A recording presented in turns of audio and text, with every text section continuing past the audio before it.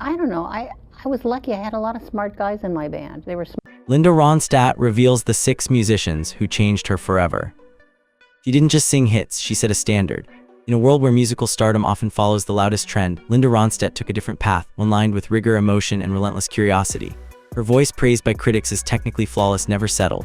From the early days of folk rock to the grandeur of opera and the soul of mariachi, Linda kept reinventing herself, not by abandoning what worked, but by collaborating with artists who pushed her further. These weren't casual pairings. Each collaboration added a new element to her artistry. She didn't just admire these 6 musicians, she absorbed their strengths, adjusted her compass, and redefined her sound.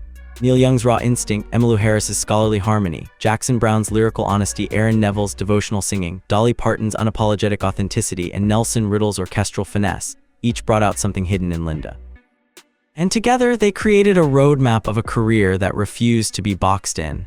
So what made each of these relationships transformative? It's time to explore the 6 names that reshaped Linda Ronstadt, one unforgettable note at a time.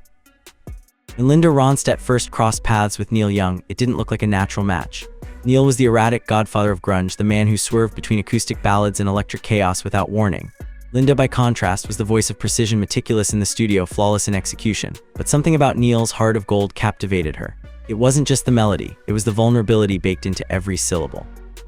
That sense of emotional nakedness inspired her to rework his track, Love is a Rose, in a stripped-down style that left Neil himself speechless. According to those present, that moment cracked open a door between their worlds. Neil's unpredictable guitar work encouraged Linda to loosen her delivery, to trade a little polish for a lot of feeling. Engineers say she began studying his phrasing like a student, absorbing the pauses, the stumbles, the improvisational spirit. Neil, famously guarded with praise, later told Rolling Stone that Linda was one of the only singers who could make any song feel like it truly mattered. Their sessions were sporadic, but their impact permanent. With Neil, Linda didn't just learn to sing rougher, she learned to trust her instincts, even when they led off the map. Harmony is easy to hear, but hard to build.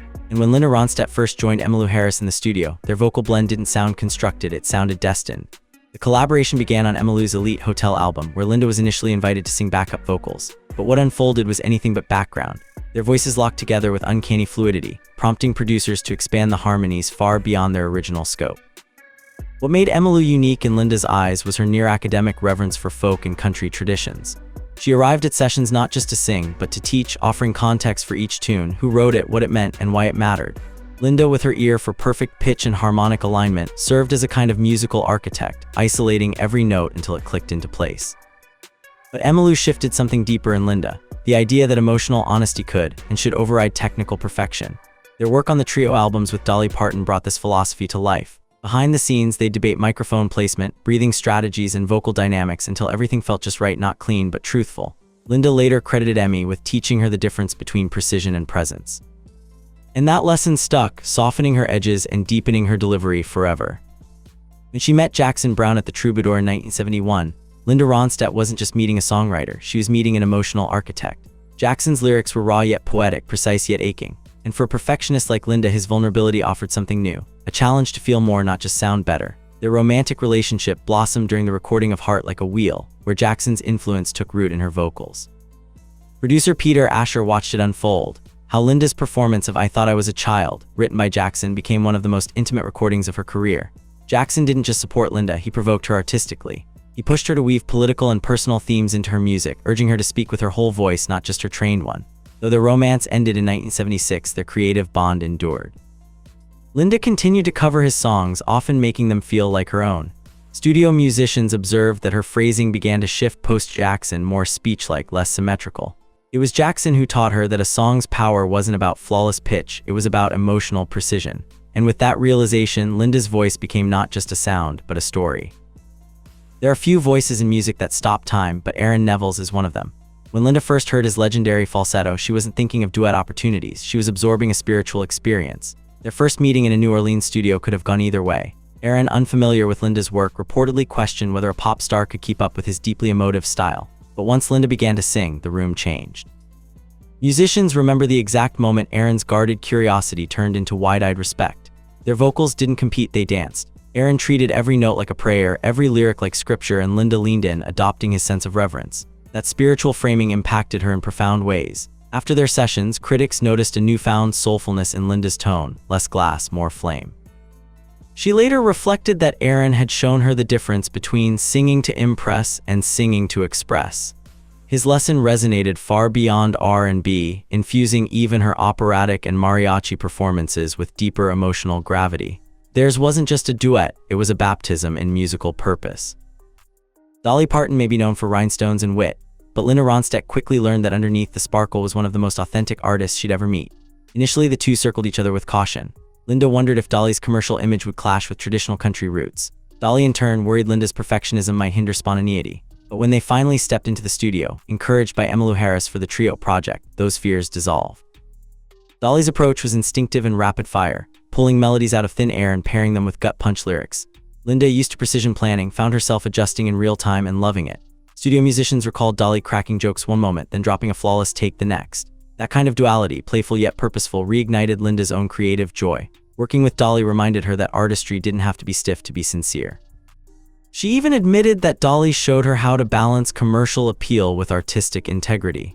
The experience freed her from worrying about genre expectations, setting her up to later tackle mariachi and opera with equal passion and authenticity. In short, Dolly made the music feel human again. When Linda Ronstadt approached Nelson Riddle in 1983, she was well aware that she was stepping into the realm of legends. Riddle had worked with Sinatra, Ella, and Nat King Cole. He didn't need another project. And Linda, the rock star, was nervous she wouldn't be taken seriously. But magic doesn't need permission, it just needs opportunity. Their sessions, starting with What's New, revealed a different Linda.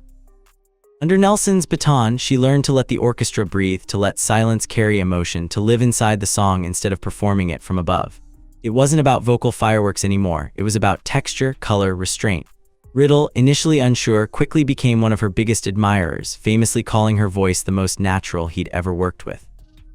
Their collaborations led to 3 critically acclaimed albums that didn't just prove Linda could sing standards, they showed she could redefine them. For Linda, Nelson was more than a mentor, he was the mirror that revealed the full scope of her capabilities. And through that mirror, she saw not just a singer, but a chameleon capable of reshaping her voice for any genre. So why did Linda Ronstadt gravitate to these 6 artists? Because each one offered her something she couldn't give herself. She wasn't collecting names, she was choosing guides. Neil dared her to be messy. Emmylou taught her the weight of history. Jackson asked her to bleed. Aaron gave her reverence. Dolly returned her to earth. And Nelson raised her into the rafters of timeless phrasing. These weren't collaborations, they were transformations. Industry insiders say Linda had a rare gift, the humility to learn even after reaching the top. She once told a friend, "You don't stop evolving unless you think you've arrived."